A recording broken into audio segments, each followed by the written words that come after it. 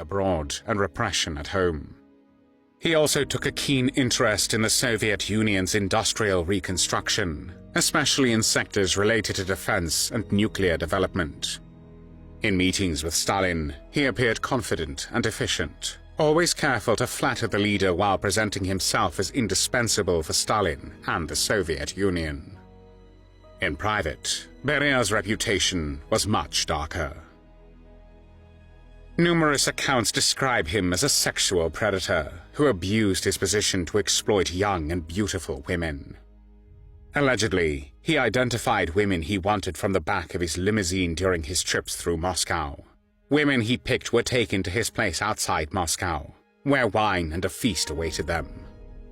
After dining, Beria would take the women into his soundproofed office and rape them there. If they refused to go with him, he threatened them with prison and gulag. He also satisfied his sexual desires by abusing his position, forcing the wives and daughters of prisoners in the gulags to sleep with him if they wanted to secure the release of their loved ones. It did not end only with sexual violence. Guards stationed outside his Moscow residence reported that women were brought to him and that some never returned. Many decades later, remains of skeletons were found on the premises of Beria's former villa, leading some to label him as a serial killer. Although the full extent of these crimes remains difficult to document, testimonies after his death painted a picture of a man who combined political ruthlessness with personal immorality. Despite his enormous power, Beria understood that Stalin's favor could vanish at any moment. He worked tirelessly to maintain his standing, eliminating rivals and gathering information that could be used against them.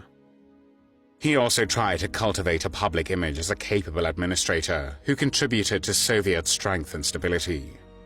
His control over the NKVD gave him enormous leverage over the lives of both ordinary Soviet citizens and senior officials of the communist regime. When Stalin died on the 5th of March 1953, Beria moved quickly to seize the initiative. At Stalin's funeral, he stood prominently among the Soviet leaders, signaling his position in the Soviet Union.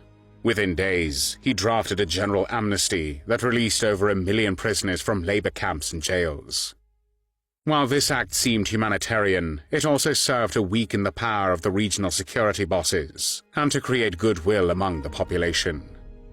Beria also began to roll back some of the harshest policies of the Stalin era, promising reforms in nationalities policy and economic management.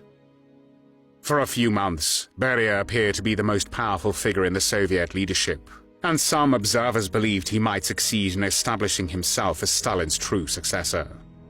He controlled the security services and had significant influence over the military.